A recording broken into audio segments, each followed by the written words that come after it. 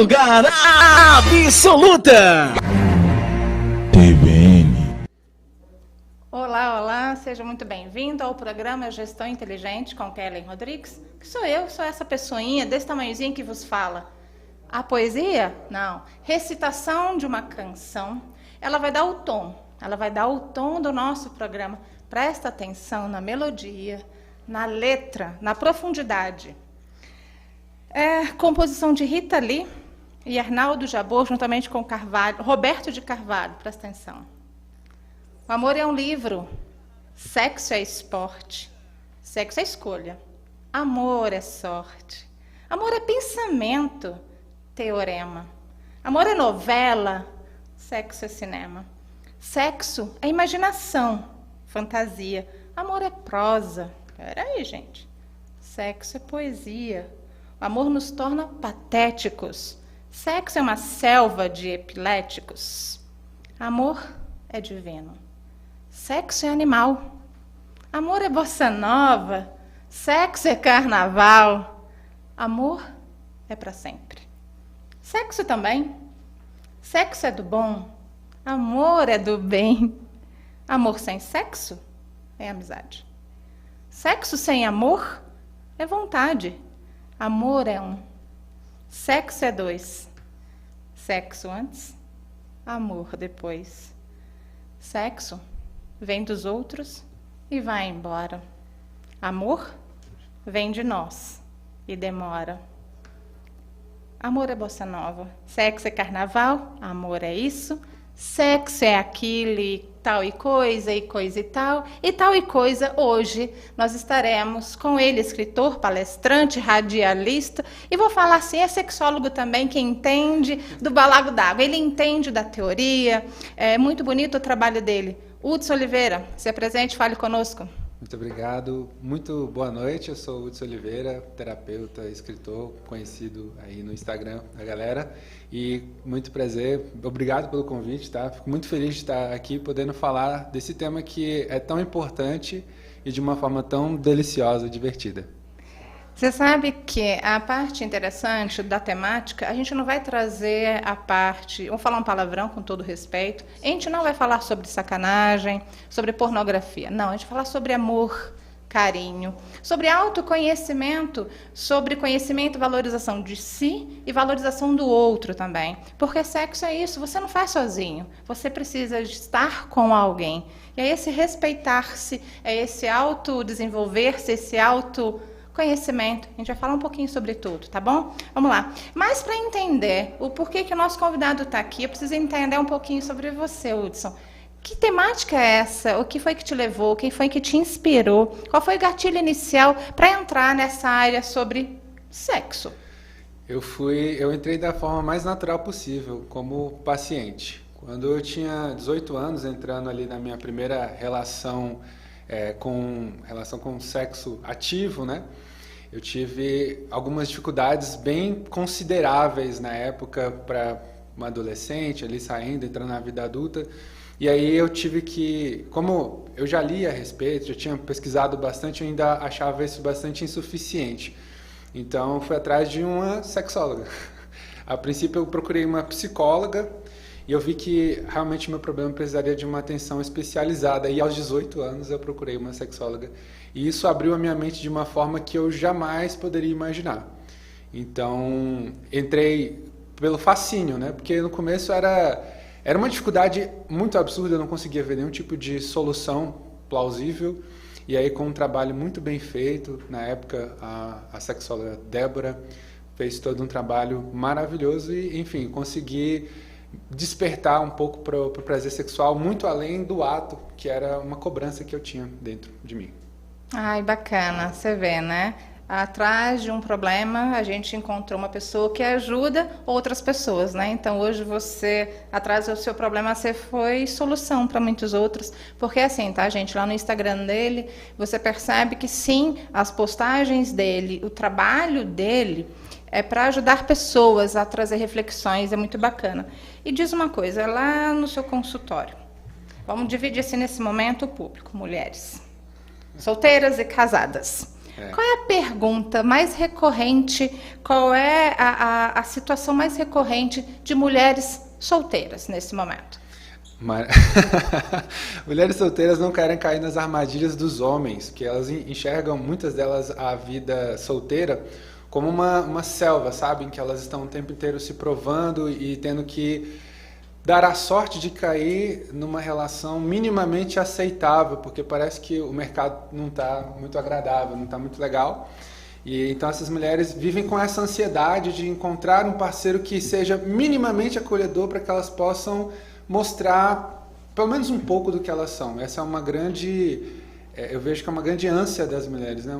E infelizmente muitas delas acabam parando no consultório porque não encontram isso. Tá, vamos lá. Agora vamos para a segunda pergunta. Ainda sobre mulheres, que a gente vai nos homens também. Segura aí, você que é homem nos acompanhando, segura aí. Eu quero falar agora e entender qual é a pergunta mais recorrente das mulheres casadas em relação ao sexo. Qual é o maior tabu vindo delas sobre sexo? Mulheres casadas.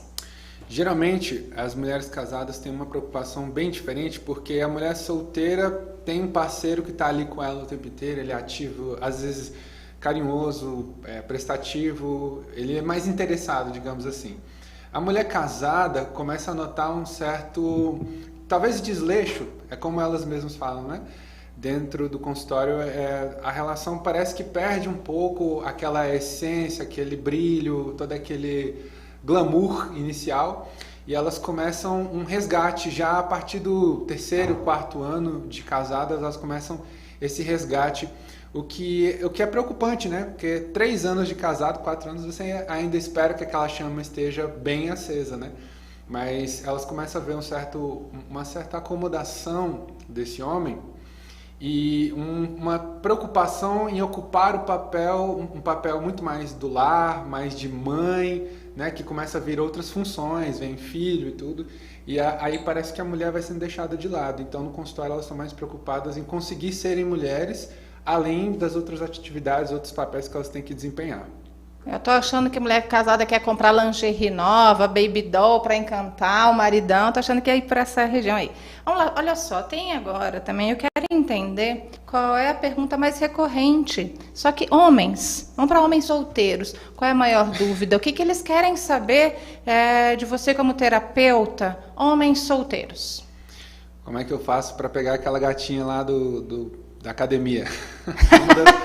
É engraçado, mas a verdade é essa, né? O que eu preciso fazer, Geralmente o homem solteiro, quando ele vai para uma questão sexual, ele quer potencializar o que ele tem, né? Esse poder dele de sedução e tal. E pasme, muitas vezes esses homens solteiros vão para terapia até para fazer uma média com as mulheres, para dizer que se cuidam, que estão interessados, que estão procurando auxílio. Você vê também, só um parêntese, né, nessa questão, você vê os homens que acabaram de sair de um relacionamento, estão buscando voltar para o relacionamento, eles buscam terapia. Grande parte deles não está interessada realmente na terapia, mas está ali para mostrar que... Então ele quer mostrar que tem conteúdo, que ele se importa, mas ele está ali fazendo um charminho, mais ou menos isso. Existem exceções, mas em geral é isso. Tá. Eu quero saber o seguinte, vem cá, eu sou um homem casado, qual a maior dúvida de você, homem casado? Partilha conosco. O que homens casados trazem ao seu consultório sobre dúvidas em relação ao sexo? Infelizmente, os homens casados, eles têm a preocupação de se eu devo ou não devo permanecer na minha relação, né? Estou insatisfeito, porque ninguém vai à terapia se não tiver com um problema, né? Em geral, o problema masculino é não estou tendo ereção, estou tendo alguma dificuldade no sexo, e eu acho que essa questão é da minha mulher, mas ela me falou para vir para cá porque pode ser que também tenha alguma coisa em relação a mim. Muitos deles entram lá, Kellen, querendo um aval, sabe? Que eu diga assim, não, o problema não é com você, pode chamar a sua mulher para vir para cá. Isso é um pouco triste, mas é uma grande verdade também. Olha só, querendo audiência, né? Todos nós precisamos dessa validação. Eu quero saber o seguinte, Hudson, mito. Qual é o mito? A gente pode generalizar homem e mulher, mas qual é o mito em relação ao sexo? Mito. Existem tantos. Vamos lá. Vamos Primeiro. lá. O clássico, né, é o pau grande, o homem com um pau avantajado, um pênis avantajado, vai ter mais sucesso entre as mulheres. Mito. Na verdade... Fala de novo, por favor, mulheres que estão comigo, solteiras, casadas, que estão na espera, escuta. Aí também vale esse recado para todos os homens. Você que tem um órgão bem dotado, escuta, qual é o mito? O mito é que, na verdade, o homem que tem um pau muito avantajado, ele acaba tendo que também se adaptar nessa relação, né? Porque não é toda mulher que anatomicamente é projetada para esse órgão. Então, algumas posições são mais limitadas, a mulher precisa estar num estado de excitação um pouco mais acentuado do que o de costume. Então, o que parece ser as Mil Maravilhas, na verdade, é um terreno um pouco arenoso, sabe? A gente tem que tomar um pouco de cuidado e, às vezes, esses homens não conseguem até assumir que a questão é com eles e acabam sendo meio egoístas, né? Eles não entendem que essa mulher tem algumas dificuldades por conta desse pau mais avantajado e tal, desse órgão saliente, digamos assim. Oh. E aí acaba criando um conflito, né? Porque a gente cria a imagem de que isso é positivo, de que isso é bom, de que isso é uma vantagem e, na verdade, quando a gente vai para a prática e entende que isso é uma barreira, um desafio, talvez, algo que precisa de adaptação, gera desconforto. Tá. Eu quero saber agora um mito feminino. O que a gente pode trazer assim, ó, mulher, você acredita nisso, presta atenção, isso é uma crença sua, uma limitação sua, isso é mito, isso é cultura popular. O que nós temos sobre o lado feminino? Essa aqui eu vou adorar falar.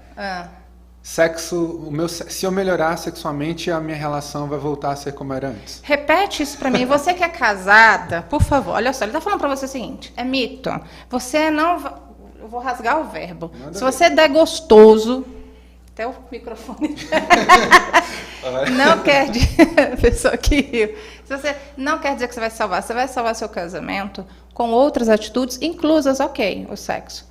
Mas é mudando, cuidando, olhando. Eu nem sei, tá? Eu tô viajando. Fica à vontade. Cuidando, analisando. De repente, eu não sei, eu não sou terapeuta de sexo. É você, vai com você. É porque, assim, a verdade é que se você estiver bem na sua relação, se você estiver se gostando, como a gente fala lá na rádio, né? Se você estiver se beijando, se transando, você vai ter muito mais naturalidade para lidar consigo e, obviamente, mais naturalidade para lidar com seu parceiro, com a sua parceira. E isso vai tornar naturalmente o sexo uma atividade muito mais prazerosa. Então, o sexo acaba sendo um reflexo de como você se trata, de como você se vê dentro da sua relação e se coloca diante daquela relação. Quando a gente estava conversando nos bastidores, tudo eu vou usar meus amigos. Então, pode ser uma amiga de verdade, ou pode ser uma amiga virtual, pode ser um amigo real ou virtual. Então, tudo eu vou referir uma amiga, um amigo. Quando você falou sobre o mito do órgão grande, né? Aí tem uma amiga que fala assim, eu prefiro um pequeno trabalhador a um grande molenga.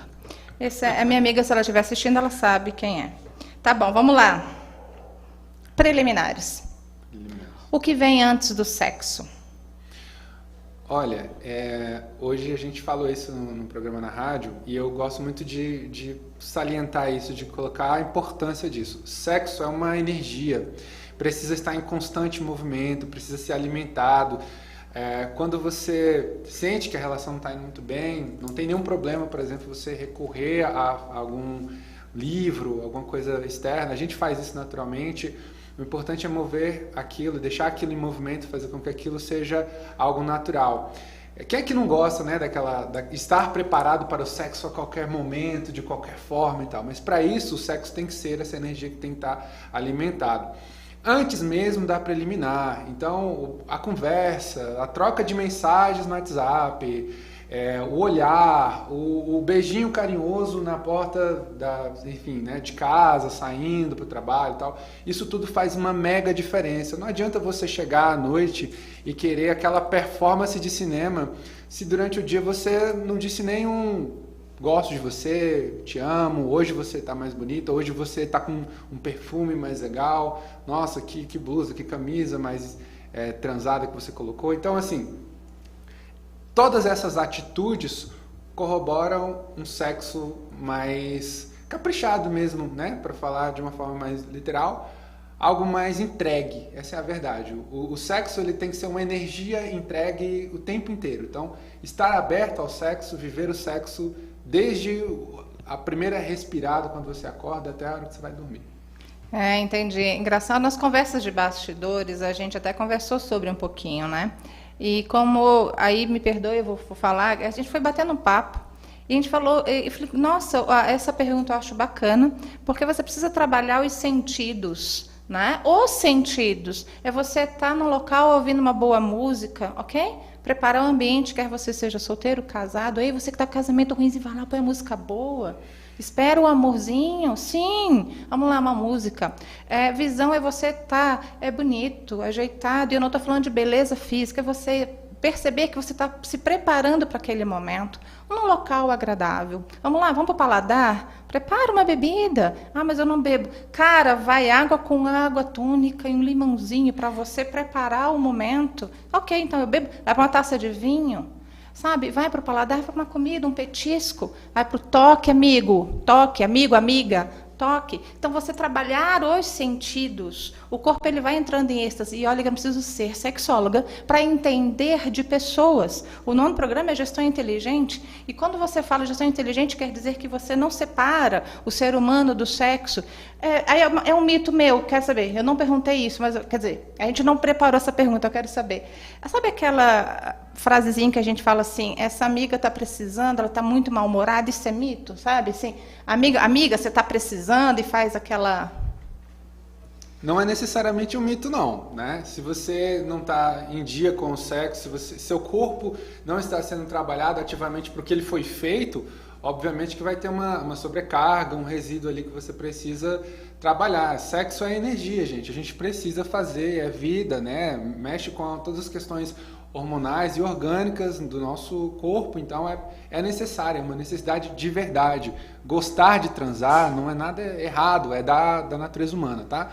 Então, só que assim, para além do sexo, a gente precisa entender que existem outras coisas, porque se você deposita tudo no sexo, você pode achar que vai resolver todos os seus problemas numa transa maravilhosa e vai ter uma transa super bacana e de repente sai de lá vazia. Ai, gente, eu quero fazer terapia agora com o Hudson Oliveira. Vamos lá.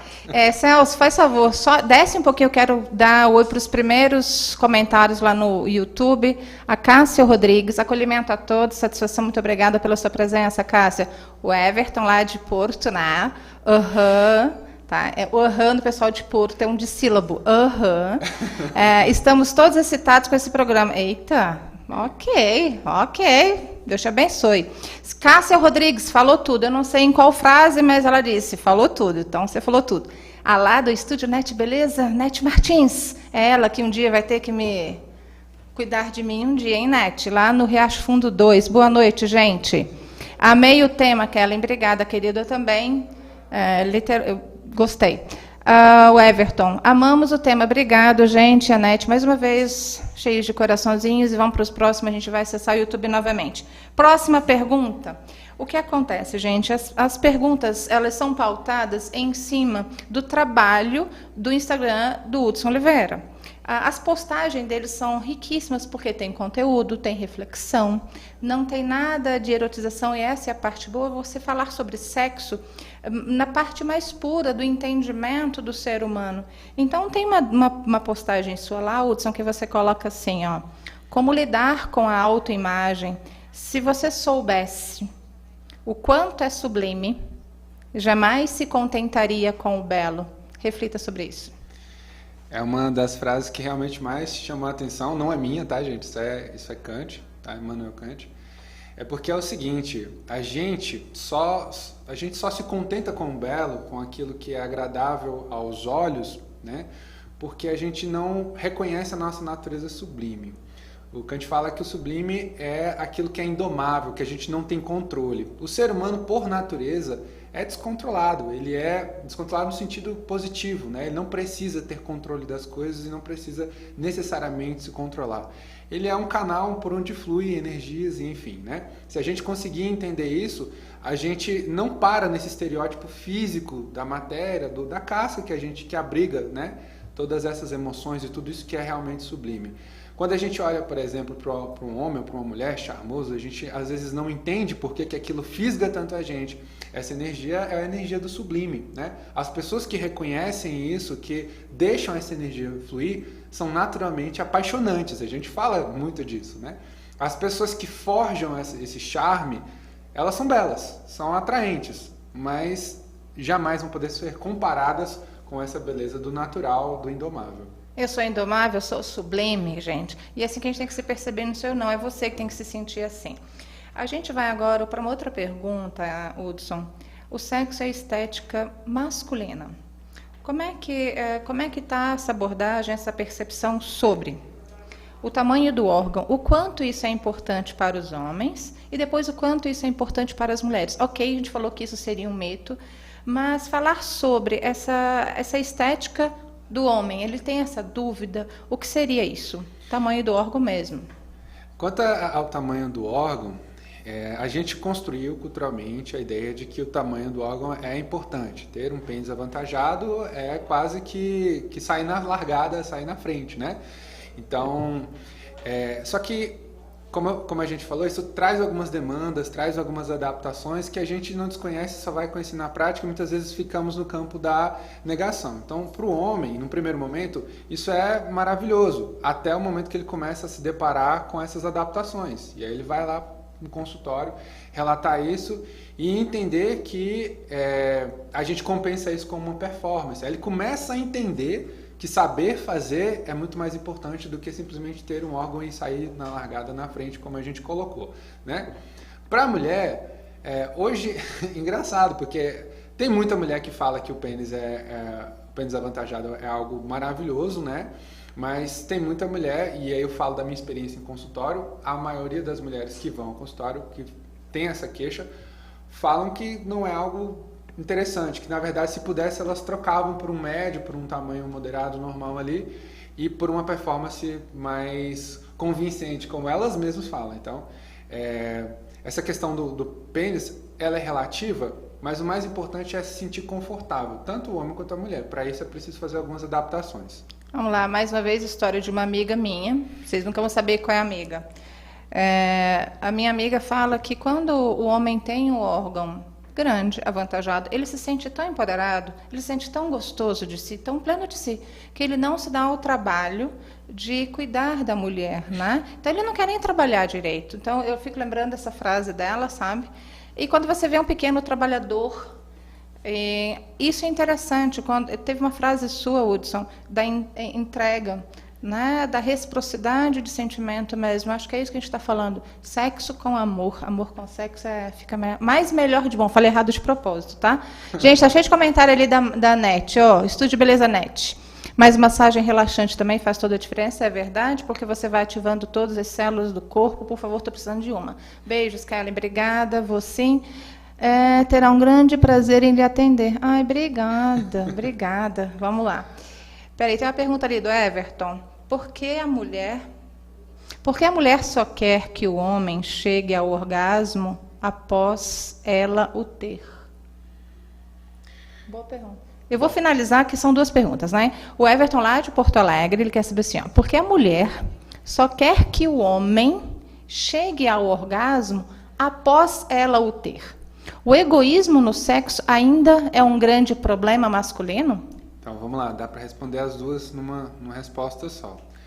Cara, é o seguinte, o orgasmo funciona de formas completamente diferentes, tanto para o homem quanto para a mulher, a gente já sabe disso, a medicina já mostrou exaustivamente isso. Então, essa questão de esperar o prazer do outro, nada mais eu, como terapeuta, enxergo nada mais como uma conexão, sabe? São duas pessoas, o legal seria que as duas saíssem satisfeitas. Mas, é mito, tá? A maioria das mulheres nem espera o orgasmo, não. Na verdade, a maioria delas não acredita que não vai ter o orgasmo, que o parceiro não vai levá-las ao orgasmo, né? Quando o parceiro consegue, às vezes é um trunfo, às vezes ela até se sente mais feliz, é um dia diferente. E isso é triste, tá? Isso é triste. A gente vê vários relatos de mulheres que ainda têm que fingir orgasmo para poder não gerar um constrangimento na relação, quando na verdade esse constrangimento é necessário e real, gente. O homem precisa entender que ele não está cumprindo o papel dele ali como seria mais adequado, como seria melhor. Então, isso faz parte do egoísmo masculino. Eu falo, tem até um vídeo no meu Instagram que fala sobre isso. O homem, ele é criado dentro de uma perspectiva egoísta, né? Ele dificilmente, ele quer sempre ser o estrela do time, muito dificilmente ele vai jogar com a equipe, né? Fazendo a metáfora lá do futebol. Então, a gente tem que entender que são corpos diferentes, pessoas com referências diferentes, e isso para não ir tão longe assim, né? Então são pessoas diferentes, no fundo o que importa é isso, são pessoas diferentes, cada uma tem seu tempo, cada uma tem sua forma, e a gente precisa levar isso em conta. Qualquer coisa que fuja disso é egoísmo. Ufa! Gente, tem muita gente egoísta no mundo, só isso que eu tenho a dizer. Vamos lá.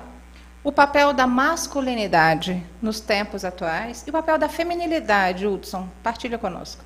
Bom, a masculinidade precisa ser retrabalhada, essa masculinidade patriarcal que a gente tem aí, que foi construída, que a gente inclusive está falando aqui, é algo bastante retrógrado e não tem a ver com o mundo compartilhado que a gente vive hoje. Então, é necessário primeiro que a gente entenda o homem tão frágil quanto a mulher. Ele é um ser humano, tem a sua vulnerabilidade e isso o torna magnífico, isso o torna diferente numa relação sexual.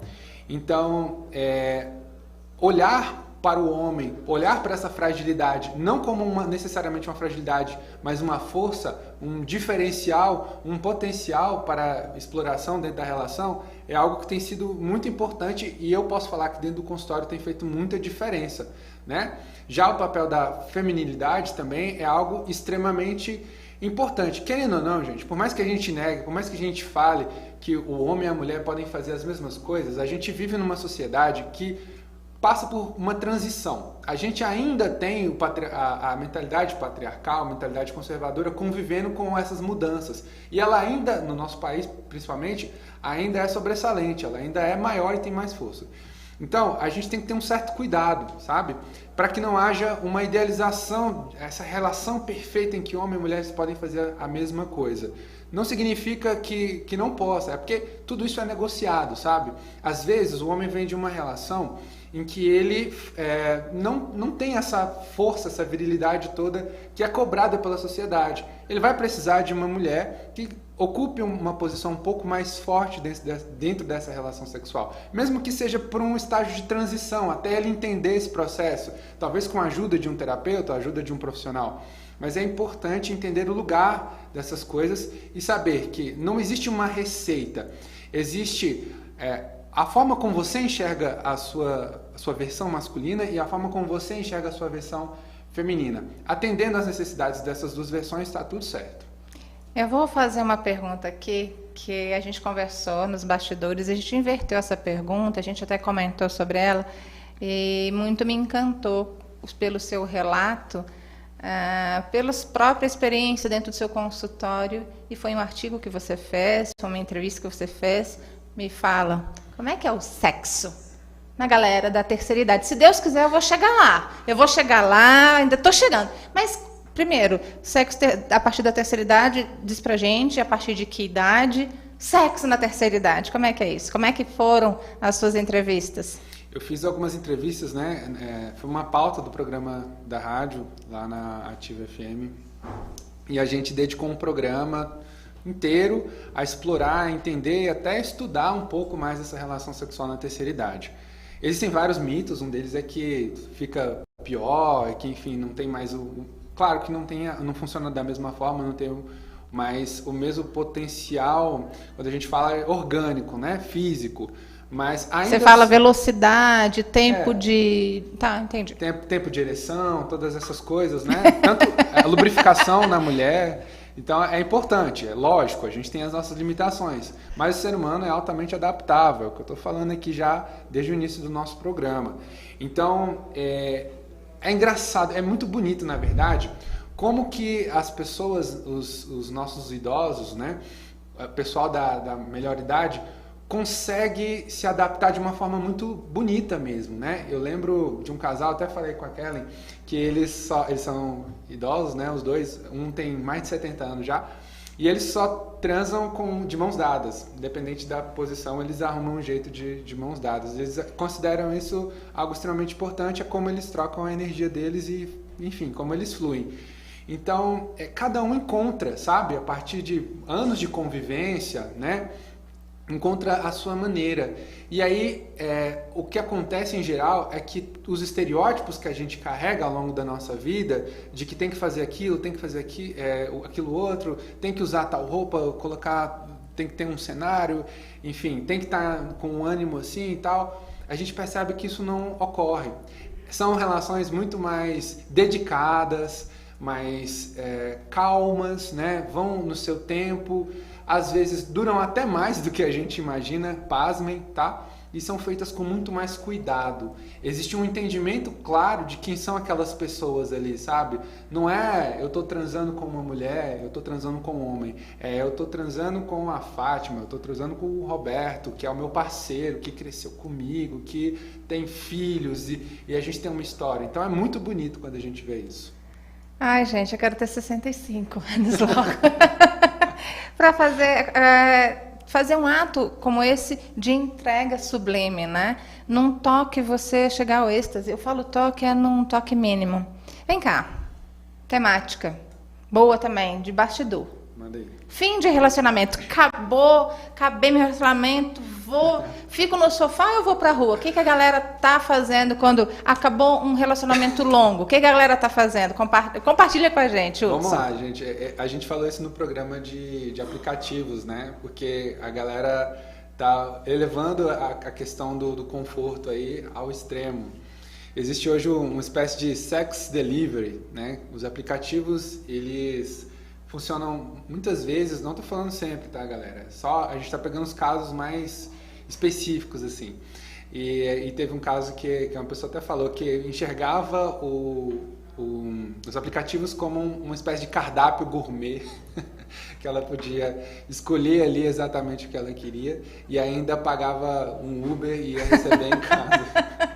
Uma espécie de delivery mesmo. Então, assim, a gente ri, mas é verdade. A gente ri, inclusive, porque é verdade. E, assim, a gente vê muito das pessoas utilizando esses aplicativos como uma forma de refúgio, né? Para consolar aquela carência, para não ter que lidar diretamente com o luto de um término.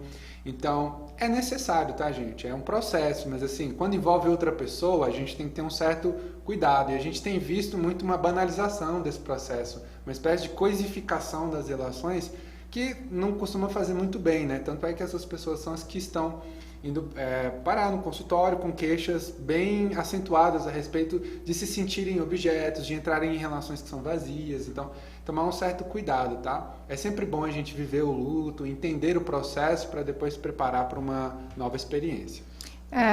Em face da sua resposta, viver o luto, né? Obviamente você começa a conhecer muitas pessoas. Eu já não tenho mais 20 anos, então muitas pessoas você acaba se conectando. E você começa a perceber que as pessoas começam... Você falou de dor, tá? Em função disso. Você começa a perceber que as pessoas lidam com a dor. Como? Várias formas. Alguém vai beber pra caramba, vai virar alcoólatra. Alguém, para lidar com a dor... Eu vou, no caso... Como a gente está falando sobre sexo, vou falar sobre fim de relacionamento, então, tá? Mas, nesse momento... Mas eu falo... os exemplos que eu vou dar é sobre dor no geral. Mas vamos falar, então, sobre fim de relacionamento? Uhum. Acabou meu casamento. Vou cair na cachaça. Acabou meu casamento, eu vou me achurfardar no sofá, de tanta dor, vou chorar. Acabou meu casamento? Ai, pegou uma menina, vou para academia, em 2 anos eu me transformo, tô lá, malhadona, marombada. Quando eu falo marombada é porque tá fora, tá no excesso. Ou então, eu paro de comer e viro anoréxica. Ou então você, homem, começa a troca de carro, consumista. Ou então você se converte e põe na religião todo aquele seu processo de dor e vive o luto ali. Vai ter outros que vão entrar num aplicativo como esse e como não curaram bem da dor anterior, ficam usando pessoas. Sim, eu já encontrei amigas Muitas amigas, eu não posso citar porque foram muitas mais disso aqui, ó, que de app, de aplicativo de relacionamento. Sim, casaram, sim, noivaram, sim, estão no relacionamento duradouro, sim, mas isso depende do jogo e do jogador. E você pode encontrar alguém, barzinho, em discoteca, na fila do mercado, estacionamento. Eu estou falando mais que o nosso entrevistado. Vamos embora. Próxima pergunta. Sexo e estética feminina. Mulher, como que você se enxerga? Aí você fez, para mim foi quase uma poesia. Mulher, como você se enxerga? Como você enxerga o seu corpo? Você enxerga o seu corpo como um aliado ou como um rival? Como sua capa? É seu esconderijo? É sua página principal? É sua varanda que você põe para frente? Ou é o seu quintal? Disserte sobre essa sua postagem, Hudson. É porque a forma como a gente se vê diz muito como a gente se comporta, né? E hoje existe uma cobrança muito intensa sobre a mulher, sobre como ela vai se colocar, né? Como ela aparenta. A mulher não pode estar com olheira, ela não pode estar sem um batom, ela não pode estar sem... Hoje a gente vê aí... Vamos falar dos filtros do Instagram, né? A imperfeição é quase inadmissível hoje na realidade virtual.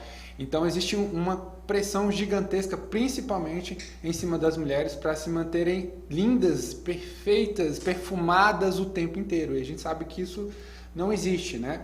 E começa pelo entendimento desse discurso interno. O que o meu corpo é, né? O meu corpo é uma vitrine? Eu preciso mesmo? Eu estou vendendo alguma coisa? Porque tem muita gente que fala isso, né? Olha, o seu corpo é como você se mostra. Você fala até em entrevista de emprego, né? Você tem que estar impecável ali para poder se apresentar. Peraí, aquilo ali é você? Então, existem alguns questionamentos e a ideia que eu tive, né, quando coloquei essa espécie de poema, era isso, essa reflexão. Como é que você vê o seu corpo? Você está alinhada com o seu corpo? Você é amiga do seu corpo? Você cuida do seu corpo? Você se massageia, sabe? Você, quando toma um banho, você toma um banho de verdade, amando esse corpo. Você olha no espelho e se fala, cara, eu sou apaixonada por esse corpo. Isso é o que a gente... seria o ideal, né? Mas, infelizmente, a gente acaba vendo muitas pessoas que... Na dificuldade de lidar com esse corpo como ele acabam tentando recriar, reconstruir esse corpo numa outra versão. E posso te falar, não, o corpo é só um sintoma, digamos assim, né? A gente, quando faz uma intervenção cirúrgica, não está indo na causa. Muitas vezes é uma questão lá atrás, sabe? Que a gente não quer olhar, mas aí a gente lida com a capa e está tudo certo. Vamos lá, mais aqui pessoas conversando conosco pelo YouTube. Ulisses Cruz, aqui de Brasília também, concordo, não sei com qual parte. Saber fazer é muito melhor do que se garantir apenas no tamanho. É tudo aquilo que a gente já citou. Cássia Rodrigues, além de gostos diferentes, eu não sei qual frase, em que momento ela colocou isso, mas com certeza eu devo concordar com você, porque todos nós temos gostos diferentes, e claro, então é só questão de ajustes, né?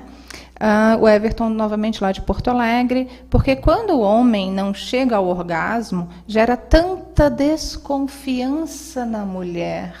Bom, que pergunta boa. Essa é maravilhosa. É porque já é esperado, o esperado, o natural é que o homem chegue ao orgasmo, até porque não tem como camuflar muito isso, né? Ou você ejacula, ou você ejacula. Ou você está com a ereção, geralmente a maioria dos homens, né, ejacula e depois perde essa ereção. Então é muito estranho para a mulher, falando desse termômetro que é a ejaculação, né? Quando o homem se diz satisfeito e não ejaculou. Entendeu? Não chegou aos finalmente, não mostrou de fato que ele chegou. Então existe essa cobrança, é desconfortável, porque óbvio, a mulher, principalmente a mulher, é educada nesse sentido de satisfazer as vontades desse homem, né? Então é algo muito delicado para ela isso. Se ela não está satisfazendo, ela começa inclusive a questionar se não existe algo errado com ela. Então, esse desconforto que é do homem acaba voltando para ela, e às vezes por isso é que é um grande problema, né? Porque ela começa a se cobrar em relação a isso.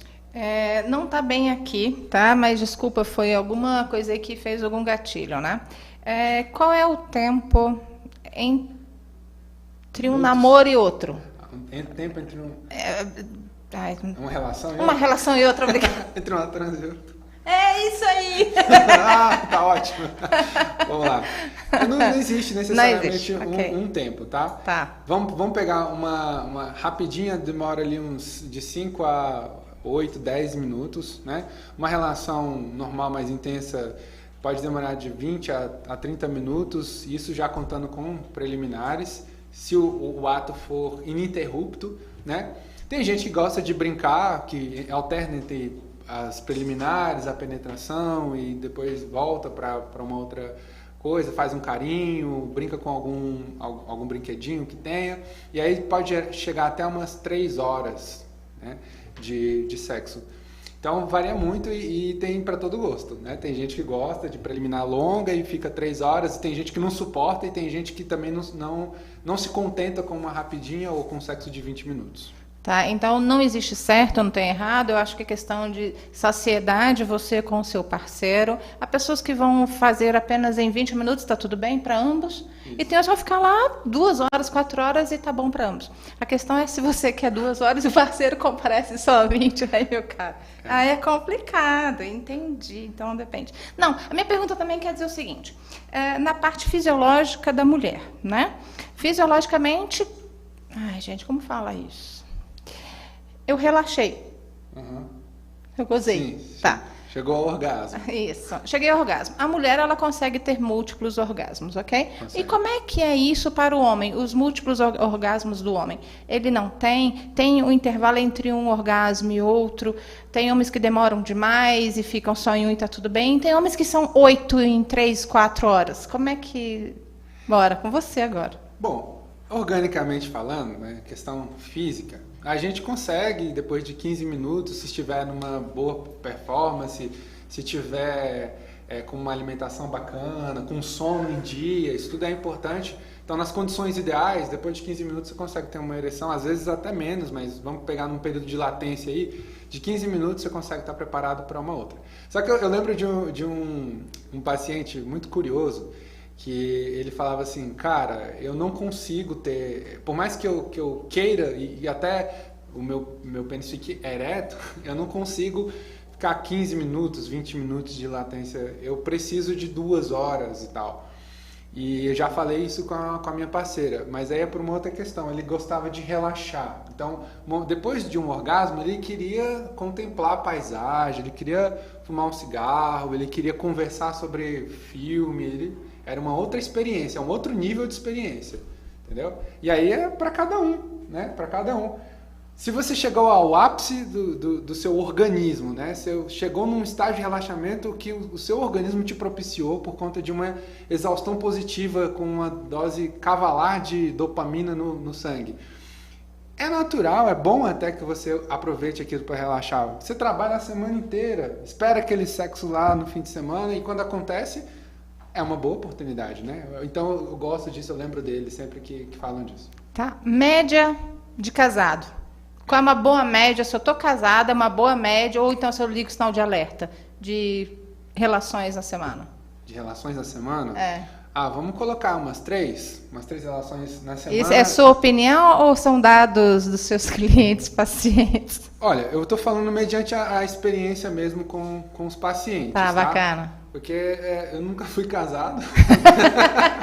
Não teria mas a sua é linda, gente. A namorada dele, ela nem apareceu aqui. Ou é Cássia. É ela, não é? É ela. Oi, Cássia, linda. É patroa dele, linda. Aqui, viu, Nete? O Celso está aqui prestando atenção e rindo, tá? Pode deixar que eu estou de olho aqui nele para você, amiga. Nete, o nosso tá ali. Tá, tem uma pergunta que eu queria fazer ainda. Eu não sei pelo tempo que nós temos, mas fala para mim. Essa não é de... Fala para mim sobre o poder da rapidinha. A rapidinha, aquela rapidinha. O poder da rapidinha. A rapidinha é maravilhosa. Ela tem um poder quase hipnótico, né? Uma rapidinha bem feita cria uma espécie de referência de sexo, sabe? Quando a gente pensa, quando a gente lembra de situações de sexo, em geral a gente vai para as rapidinhas. Você fala assim, qual é aquela memória que você tem, aquela melhor transa? Em geral a gente vai para as rapidinhas, porque é um estado emocional muito intenso, né, que envolve uma série de, às vezes, de perigos, né, porque geralmente a rapidinha tem essa característica do inusitado, de pô, tô na cozinha, tô no quartinho dos fundos, a minha família tá na sala e tal. Então tem isso, né, numa praia. Então acaba, por conta da tensão do momento, da adrenalina, a gente acaba gerando uma fixação por essa rapidinha. Então uma rapidinha bem feita tem um poder astronômico. Vamos lá, eu quero saber. Fala comigo assim, ó. Cara, chegou esse caso que eu juro que eu queria rir, mas você, como bom profissional, você se conteve e fez aquela cara de psicólogo, aquela cara de paisagem, aquela cara de coach e falou, não posso rir, mas por dentro você estava assim, nossa, é sério que eu estou ouvindo isso? Ah, nossa, tem demais. Mas eu lembro de um que eu até comentei na rádio, né? É porque ele chegou a ser engraçado porque foi extremamente inusitado, mas ele é até um pouco triste, se a gente for parar para pensar na essência. De uma pessoa que achava de verdade que só conseguia ficar bonita para o sexo se tivesse maquiada, ela não conseguia transar, não conseguia nem se apresentar ao parceiro se não tivesse completamente maquiada. E aí, uma pergunta que eu fiz, na verdade, uma consideração que ela fez durante a terapia eu até posso investir em terapia, eu até posso fazer todo esse processo e tal, mas a terapia não me garante que eu vou ficar bonita. Então eu prefiro gastar bastante, enfim, o que eu gasto com maquiagem até mais, porque eu tenho certeza de que eu vou ficar bonita. Então, nesse momento, aquilo pareceu tão esquisito, estranho, ilógico, né, que beirou o riso, mas na verdade é um caso já solucionado, bem resolvido.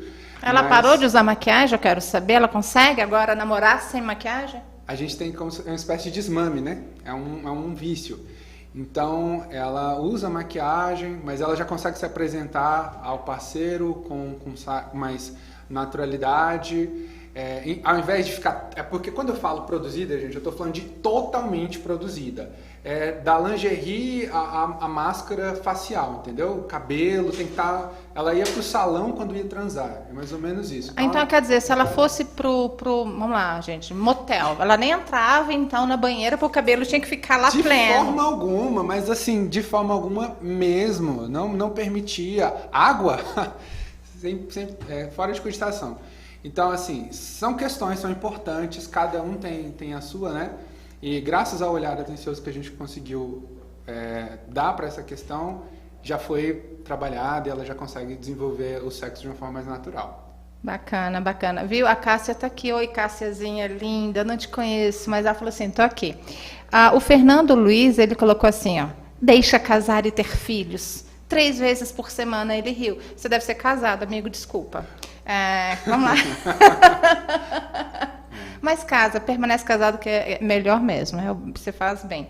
Então cuida, vamos lá. Tem uma pergunta assim que eu acho interessante, que a gente está falando de sexo, só que o sexo, quando alguém... Esse tema é bacana, presta atenção. Casar ou não casar virgem? A gente está falando de um tempo em que o sexo está muito em voga, em que o sexo virou quase sinônimo de libertinagem, de sacanagem, de tudo posso. Em nome da minha felicidade eu posso tudo. E em busca do sexo as pessoas estão mais vazias, as pessoas estão nas relações mais liquefeitas mesmo, porque elas estão depositando no sexo toda aquela esperança de um relacionamento puro e genuíno, que o sexo é apenas um ingrediente, claro, ingrediente bacana da relação. E alguém quer casar virgem. O que você pode discorrer para a gente sobre isso, Hudson? Olha, psicanaliticamente falando, a gente diz que todo o excesso demonstra, na verdade, uma grande carência, né?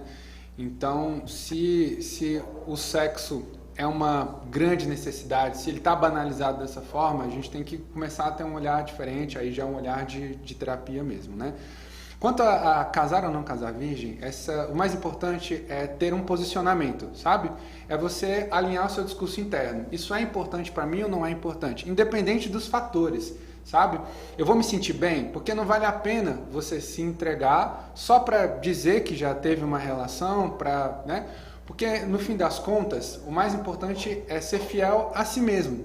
O mais difícil de verdade, gente, no consultório a gente vê isso, é lidar com nós mesmos. Então, se você tem um discurso e você consegue manter esse discurso, falar isso para o seu parceiro, eu não me sinto à vontade, ou para o seu parceiro, não me sinto à vontade, é o mais importante. Porque, primeiro, você vai atrair só pessoas que estão de acordo com esse discurso e você não vai se trair nesse processo. Então, o mais importante é posicionar-se. Entendi, mais importante é posicionar. Eu tenho filhos adultos, obviamente, em algum momento você vai falar sobre isso. Muito da minha orientação era pautada assim, enquanto vem a informação de fora para dentro, em algum momento ele cai, sabe? Porque eu não vou fazer porque eu tenho medo da minha mãe, eu não vou fazer porque eu tenho respeito ao meu pai ou respeito à fé que eu professo, mas quando vem de dentro para fora, aquilo é da sua vontade, aí sim vem as motivações externas, você está lá, fiel ao seu propósito. Então, se esse é o seu propósito de casar virgem, seja fiel a ele. Eu nem podia falar isso, mas eu estou falando, eu que estou falando, né? Você terapeuta, nesse momento, terapeuta não pode falar isso, mas eu posso, porque eu estou querendo dizer para você, o que te incomoda e aquilo que te motiva, aquilo que te faz feliz ou não. Tá? Nesses 5 minutinhos aqui das considerações finais, Hudson, eu quero que você venda seu peixe, motive as pessoas, fale o seu nome, Instagram, telefone, Facebook, é com você, venda seu peixe, Hudson. Tá bom. Gente, as minhas redes sociais são direcionadas quase que unicamente para o Instagram. Então, se você quer realmente conhecer o meu trabalho, é só ir lá no @terapeutaescritor. Todo o meu trabalho como radialista, o programa lá que a gente fala sobre sexo, né, no Quinta do Sexo, na Ativa FM, tá tudo lá, as lives são transmitidas. Ultimamente eu não tenho postado muita coisa, mas esse conteúdo especificamente está sempre lá.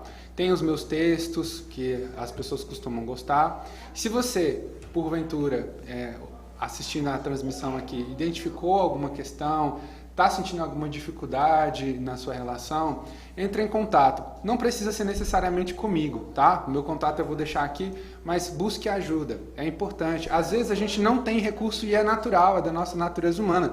Quando a gente não consegue passar numa prova, a gente não contrata um professor? Não é muito diferente quando a gente não consegue lidar com as nossas questões emocionais. Precisamos sim de um especialista, alguém que tenha uma visão mais abrangente, um pouco mais de experiência, que estudou para aquilo, para poder abrir os horizontes e fazer com que a gente consiga pelo menos ver um pouco além do que a gente já vê, tá? Então, se você, porventura, se sentiu tocado com a mensagem, com nosso diálogo aqui, entre em contato. Vou deixar o meu número aqui, vou falar, tá? É o 61981776377, bem facinho, vou repetir. 61981776377. Meu nome é Hudson Oliveira, é só entrar em contato comigo e a gente vai encontrar a melhor forma possível no seu tempo para poder lidar com a sua questão com a atenção que ela merece. Gente, meu nome é Kellen Rodrigues, aqui nesse programa Gestão Inteligente, o objetivo dele é sempre estar trazendo o desenvolvimento humano.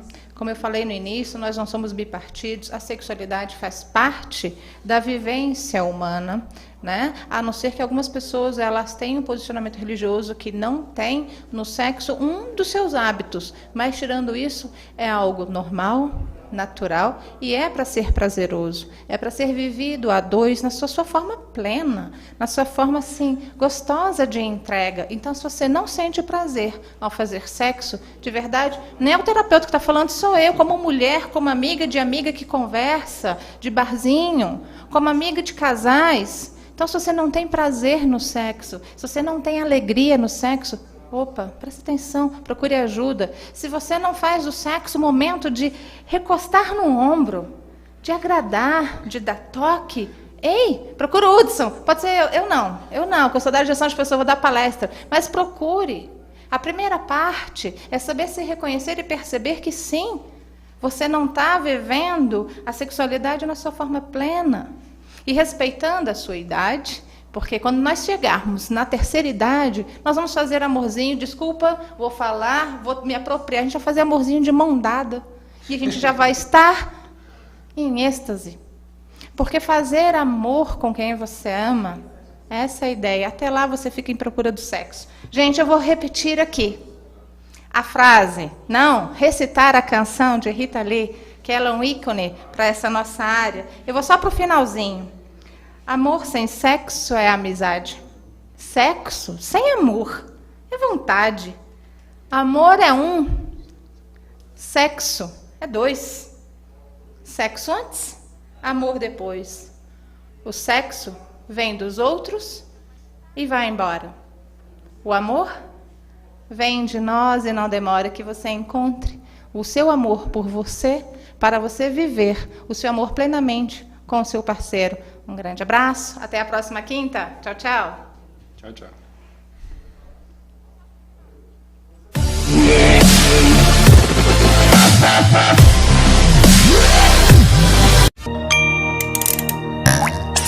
Primeiro lugar absoluta.